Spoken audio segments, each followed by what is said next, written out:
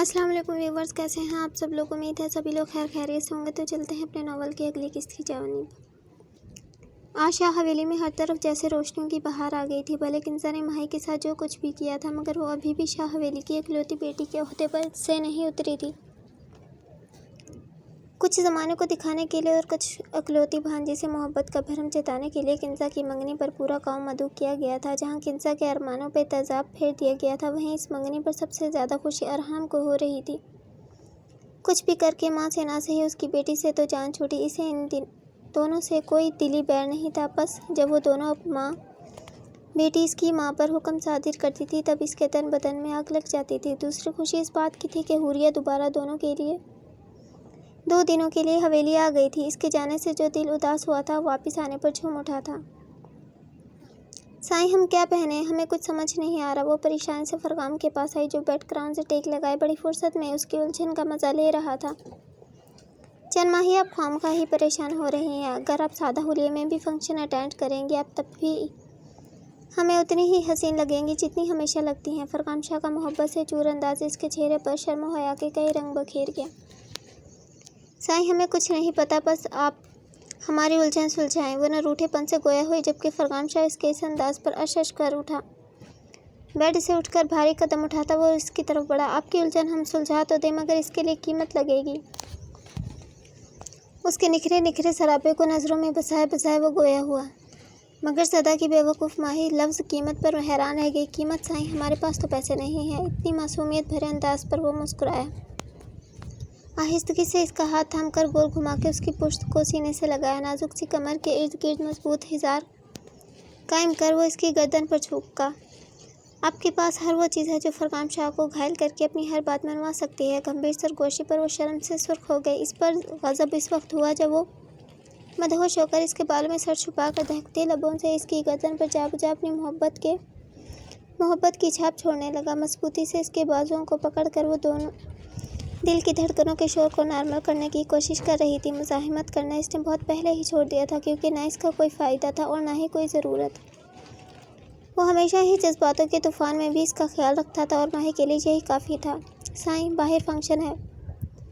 कुछ वक्त बाद जब उसे अपनी कमर की ज़िप आहिस्ता आहिस्ता खुलती महसूस हुई, तो वह झट से गोया हुई। मकसद सिर्फ फरगाम का ध्यान भटकाना था। बाहर फंक्शन अभी शुरू भी नहीं हुआ और आपको अभी से सबकी फ़िक्र सताई जा रही है। आप सबके लिए मेहमान ख़ुसूसी, और मेहमान ख़ुसूसी हमेशा ही लेट आते अच्छे लगते हैं।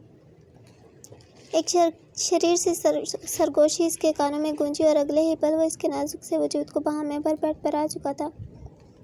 साईं, हमें लेट हो जाएगा, वो मन मनाए, मगर बिना इसकी कोई बात सुने फरगाम शाह इसकी मदहोश कुन सरापे में खुद को खोने लगा।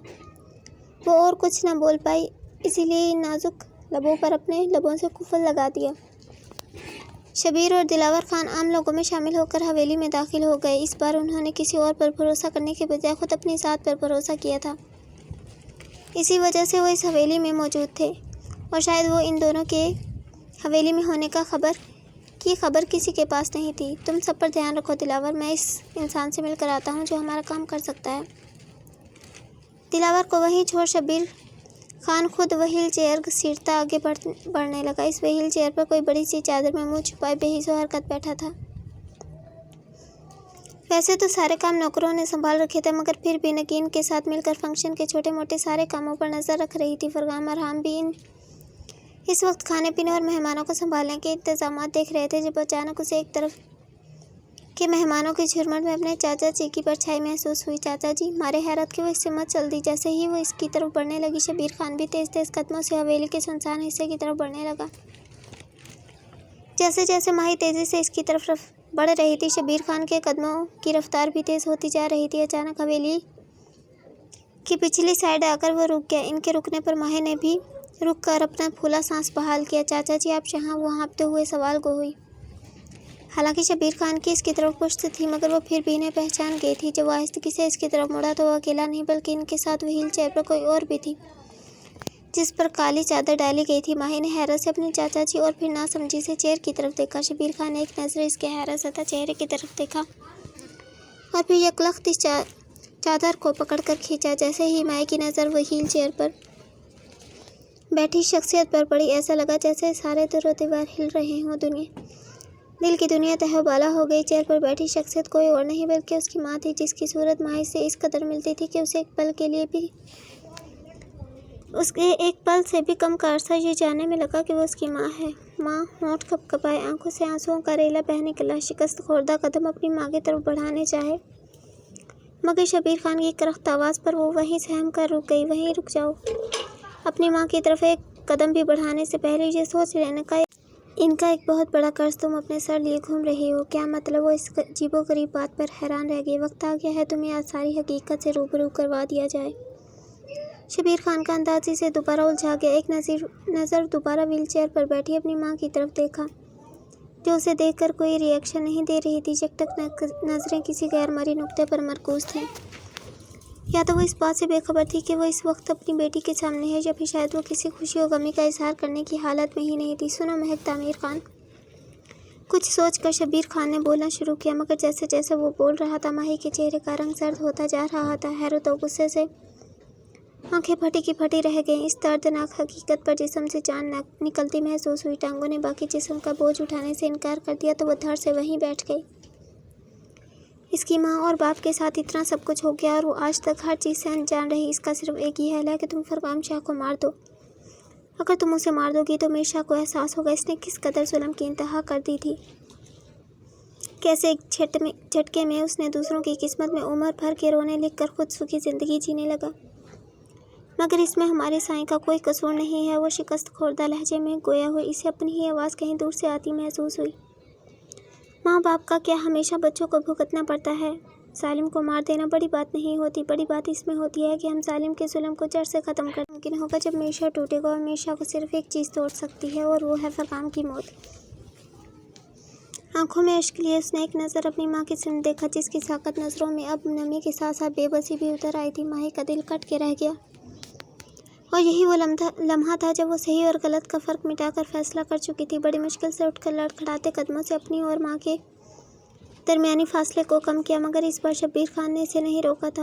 अपनी माँ के दोनों घुटनों पर सर्द होते हाथ रख वो वहीं ज़मीन पर बैठ गई।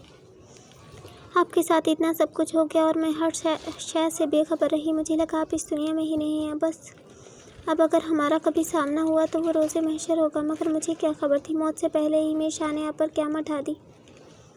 मीर शाह के नाम पर इसकी माँ के तासुरात बदले। चेहरे पर नरम तासुरात की जगह डर और खौफ के जज्बात ने ले ली, जिसे महसूस कर माही का दिल कट के रह गया। इनके लिए कोई लफ्ज़ तसल्ली ना पाकर अश्क आंखों से बहने के निकले। अजब बेबसी का आलम था। एक तरफ माँ तो दूसरी तरफ बेइंतहा मोहब्बत करने वाला शौहर, और सामने वो बदला जिसके बाद शायद मीर शाह के गुनाहों की तलाफ़ी हो। मगर क्या ये सब करने से वो बिगड़ा सही हो जाएगा या फिर और ज़्यादा बिगड़ जाएगा? इस कश्मकश का शिकार वो खुद को महसूस कर रही थी। दिल था कि फरगाम शाह को गुस्से से भी नहीं देखना चाहता था, क्योंकि वो बेकसूर था और दिमाग माँ पर होने वाले जुल्म का बदला लेने के लिए उकसा रहा था। इस कश्मकश में वो वहाँ से उठी और वापस हवेली के अंदरूनी हिस्से की तरफ आ गई। भटकती नज़र ब्लैक शलवार सूट पहने फरगाम साईं पर गई, जिसके शानों के गिर्द लिपटी स्किन कलर की चादर उनकी वजाहत को मज़ीद दुगना कर रही थी।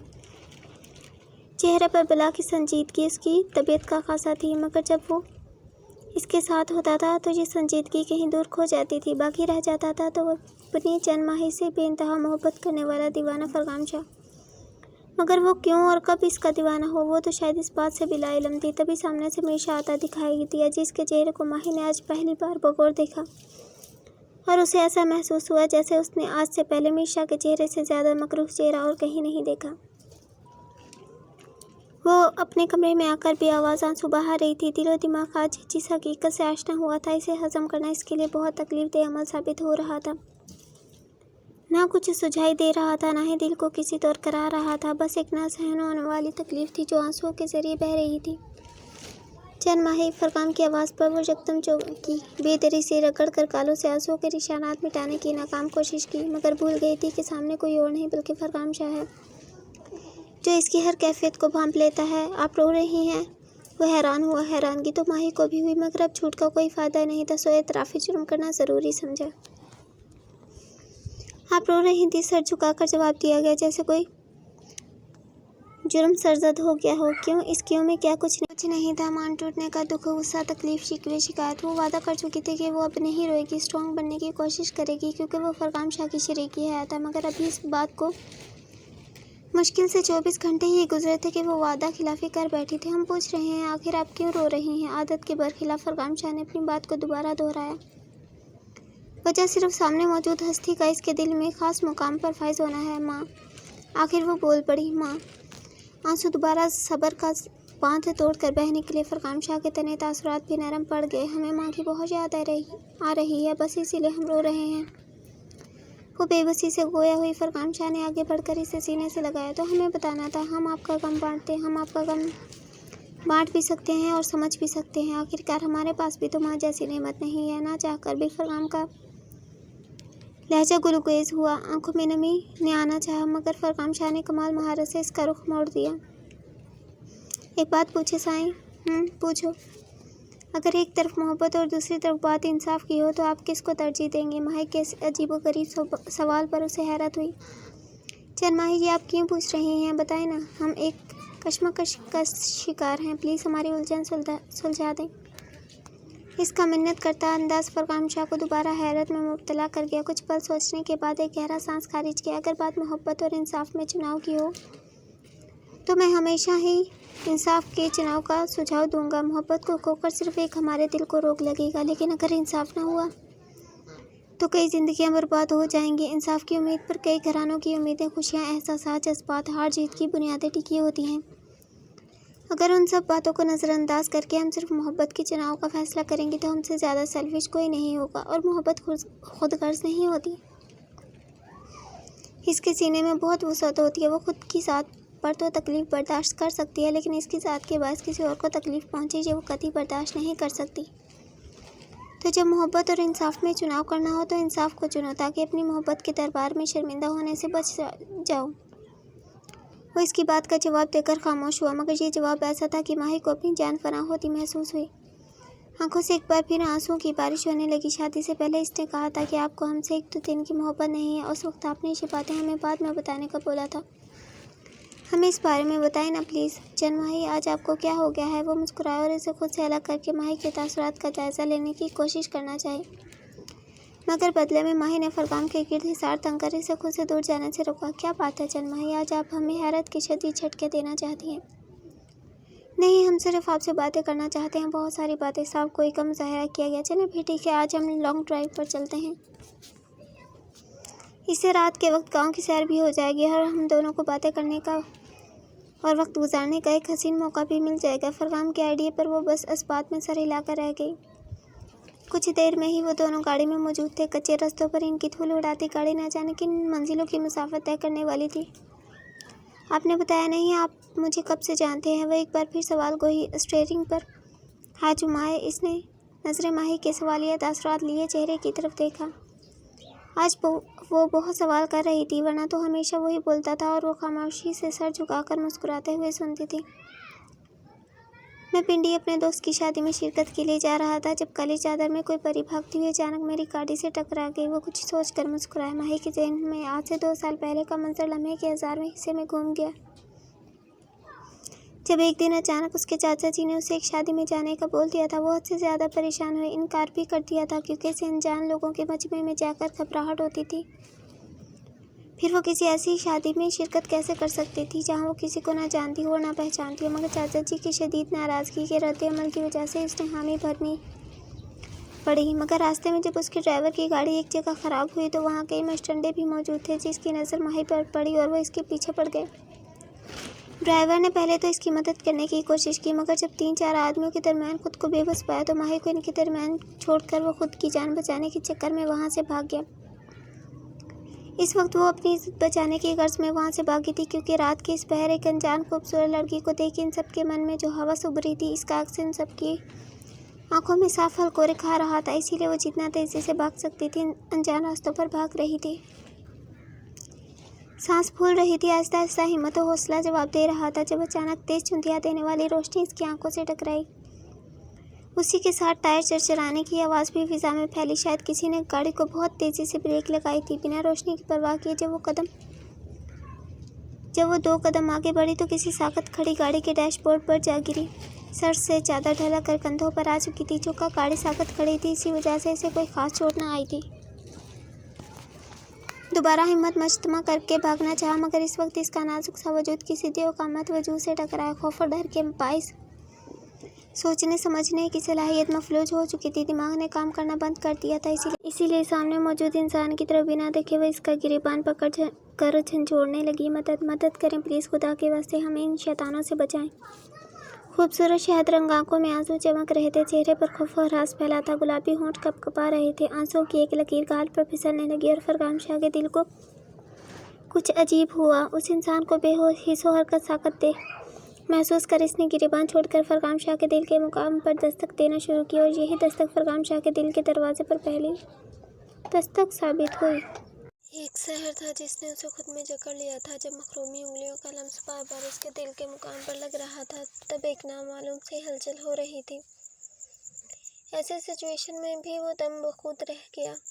ये खूबसूरत एहसास जब पीछे से वो सारे मस्टंडे दोबारा माही के करीब आने लगे, लेकिन इस बार ये उन सब की शायद आखिरी गलती थी, क्योंकि सामने कोई आम दाम नहीं बल्कि फरगाम शाह था जो इंसाफ के लिए जीता था। इन सब की आवाज़ सुनकर वो तेज़ी से पलटी। सामने मौजूद शख्स तो शायद पत्थर का वजूद था, इसीलिए वो अपनी जान बचाकर दोबारा भागने लगी, मगर कुछ दूर जाकर वो हैरान रह गई जब उसके कानों में इन सब आदमियों के फहश जुमलों के बजाय कर्राहों की आवाज़ें गूंजने लगी। हैरत से मुड़कर पीछे देखा, जहाँ वो सब पड़े ज़मीन पर तड़प रहे थे और वह इंसान इन सब के सरों पर खड़ा था। न जाने वो कौन था जिसके कांधों के गिर्द स्किन कलर की चादर लिपटी थी। माही की तरफ इस इंसान की चौड़ी पुश्त थी। इसकी आंखों से तशक्कुर का एक आंसू बह निकला। शायद वो इस इंसान का यह एहसान कभी न भूल पाती, मगर आज इस पर एक और हकीकत आश्कार हुई थी। इसकी इज्जत का रखवाला कोई और नहीं फरगाम शाह था। ज़मीर पर एक और बोझ आन पड़ा। वो कैसे अपने मुहाफिज को मौत के घाट उतार देती, मगर अगले ही पल जब वो अपनी माँ के आंसू आंखों के सामने आए, ना चाह कर भी उसे दिल पत्थर करना पड़ा। Love at first sight and पहली नज़र के प्यार पर हमें कभी यकीन नहीं था, लेकिन आपको देखने के बाद लगा ज़रूर इस बात में कुछ न कुछ सच्चाई ज़रूर है, वरना यूँ ही तो हम इतने दीवाने नहीं हुए। इस दिन हमें अपने दोस्त से माजरत करनी पड़ी। क्यों जानती हैं क्यों? वो खुश था तभी इससे बातें कर रहा था। क्यों? क्योंकि उस रात हम अपने दोस्त की शादी में नहीं गए थे। हम सारी रात आपको तलाशते रहे, मगर आप तो न जाने कहाँ खो गई थी। फिर हमने आपकी तलाश के लिए लोगों को हायर किया, मगर तब भी कुछ हाथ न लगा। और फिर एक दिन आप खुद हवेली चल कर आ गई। हमने इस बात को हमारी मोहब्बत के लिए खुदा की मर्जी समझा। बाबा साईं से आपसे शादी करने की ख्वाहिश जाहिर की। जैसे कि आप बाबा साईं हमारी कोई बात कभी नहीं टालते, ये भी नहीं टालनी और हमारी शादी आपसे करवाती। दुनिया के सबसे अच्छे बाबा साईं। वो जिस मान से बोल रहा था, माही से जब्त करना मुश्किल होता जा रहा था। गाड़ी रोकी। एकदम नई फरमाइश पर वो हैरान रह गया। एक नज़र सुनसान रास्ते की तरफ देखा और एक नज़र माही की तरफ। अब यहाँ गाड़ी रुकवाना चाहती हैं? अपनी हैरानगी को लफ्ज़ों की जुबान पहनाकर वो माही की तरफ देखने लगा, जो जब से आंखें मीच कर नीचे नजरें किए बैठी थी। कोई जवाब न पाकर इसने खामोशी से गाड़ी रोक दी और गाँव का चप्पा चप्पा इसका था। इसे कोई दिक्कत ना थी, मगर वो माही के डर और परेशानी को ख्याल में रख कर परेशान हुआ था। मगर जब वही यहाँ रुकने का बोल रही थी, तो वो क्या कर सकता था? गाड़ी रोककर वो खुद बाहर आ गया। इसकी साइड का दरवाज़ा खोलकर इसे भी बाहर आने की दावत दी। हमें अपनी गन दे। जज्बात से आरी लहजा आज वो पल पल फरगाम शाह को हैरान करने में लगी थी, मगर इस फरमाइश पर उसे कुछ गड़बड़ होने का एहसास हुआ। खामोशी से गन निकाल कर उसके हाथों पर रखते हुए वो माही के हाथों की कपकपाहट को वाज़े महसूस कर सकता था। पूरे चांद की रोशनी से सारा गांव नहाया था, इसलिए रात के वक्त भी दिन सा समा महसूस हो रहा था। गन लेकर वो इससे 2 कदम दूर हुई और गन का रुख फरगाम शाह की तरफ किया। नीचे नजरें उठाकर फरगाम की तरफ देखा, जहाँ आंखों में आंसू और चेहरे पर बेबसी थी। हाथ कपकपा रहे थे। गन दोनों हाथों की मदद से भी सही पकड़ी नहीं जा रही थी। हमें माफ़ कर दे साईं, मगर हम क्या करें, हम मजबूर हैं। फरगाम शाह का चेहरा फक हो गया। अपनी माँ के बाद जिस लड़की को पूरी दुनिया मान लिया था, वो लड़की उसकी जान लेना चाहती है। क्या वो उसकी दुश्मन थी? लेकिन अगर वो वाकई में दुश्मन थी, तो इसे ऐसा क्यों महसूस नहीं हो रहा था? वो रो क्यों रही थी? अगर जान ही लेना मकसूद है, तो ये चेहरे पे फैला कर्व कैसा है। कितने ही सवाल एक साथ उसके दिमाग में घूम गए। शायद वो इनमें से कोई सवाल भी पूछता, मगर वक्त ने इतनी मोहलत ही नहीं दी। अंधेरी रात के वीराने में ठा की आवाज़ फिजा में बुलंद हुई और एक गोली बरक रफ्तारी से फरगाम शाह के सीने में के आर पार हो गई। धड़ से उसका वजूद ज़मीन पर गिरा और माही का चेहरा खौफ से सफ़ेद पड़ गया। साईं, एक दिलखराश चीख इसके लबों से बरामद हुई। गन छूटकर हाथ से ज़मीन पर जा गिरी। जो फासला अपने और इसके दरमियान कायम किया था, एक ही कदम में मिट चुका था। वहीं ज़मीन पर बैठकर इसने फरगाम का सर अपनी गोद में रखा। आंखों से आंसू बहकर फरगाम की गाल पर गिरा। निकाहत से आंखें खोलकर इसने माही की तरफ देखा, मगर इन आंखों के तासुरात इसकी बर्दाश्त से बाहर थे। आज से पहले हमेशा इसकी आंखों में अपने लिए मोहब्बत नजर आती थी, मगर आज इस मोहब्बत की जगह बेयकीनी ने ले ली। क्यों? बेमुश्किल वो ये लफ्ज़ अदा कर पाया। हमारी माँ के साथ आपके बाबा ने हमारी माँ के साथ बहुत गलत किया। मेरे बाबा के कातिल हैं आपके बाबा। इससे भी बढ़कर हमारी माँ। आगे वो कुछ बोल ना पाई, मगर फरगाम शाह के दरो दीवार हिल गई। नहीं, ऐसा नहीं हो सकता। अगर आप हमें मारने से पहले एक बार। नहीं साईं, हम आपको मारना नहीं चाहते थे। हम आपसे बहुत मोहब्बत करते हैं, खुद से भी ज़्यादा। आप हैं तो हम हैं। आप नहीं रहेंगे तो हम जी कर क्या करेंगे। ज़ारों के तार रोते हुए इसने इधर उधर कुछ टटोलना चाहा। खुद से कुछ दूरी पर इसे वही गन नजर आई जो इसके हाथों से छूट कर गिर गई थी। जड़ से गन उठाकर खुद की गर्दन पर रखी। नीम खुली आंखों से इसने माही की सरकत को देखा। हाथ बढ़ाकर उसे रोकने की कोशिश करना चाहिए, वो जो इसे एक खरोंच नहीं आने दे सकता था। भला अपने सामने मरता कैसे देख लेता, मगर वजूद में इतनी सकत ही बाकी नहीं रही थी कि वो कोई रद्द अमल दे सके। तभी वहाँ कोई तेजी से आया और माही के हाथ से गन छीन कर दूर फेंकी। दूसरे ही पल माही को बाजू से खींचकर फरगाम से दूर किया। बस बहुत हुआ, अब ये मर जाएगा, तब मेरी मीर शाह को पता चलेगा अपनों को खोने का दुख क्या होता है। फरगाम सामने मौजूद इंसान जो भी था, इसे फरगाम ने कभी नहीं देखा था। नहीं चाचा जी, हमें इनके पास रहने दें, बल्कि आप इनको अस्पताल ले चले। देखिए कितना खून बह गया है, इनकी जान बचा लें। हमें कोई बदला नहीं लेना। दोनों हाथ जोड़कर ज़ारों की तार रोते हुए इससे इल्तिजा की, मगर शबीर खान ने हकारत से फरगाम शाह की तरफ देखा और माही को घसीट कर अपने साथ ले जाने लगा। नहीं चाचा जी, प्लीज़, हमें कहीं नहीं जाना, इन्हें बचा लें। हमारी खातिर, हम उनके बगैर नहीं रह सकते। वो ज़ारों की तार रोते हुए इल्तिजा कर रही थी। फरगाम शाह की बंद होती आंखों से इसने उसकी आह पुकार को दूर तक सुना और देखा भी। हाथ बढ़ाकर उस आदमी को रोकने की कोशिश की, मगर चंद पलों में ही हाथ बेजान होकर ज़मीन पर जा गिरा।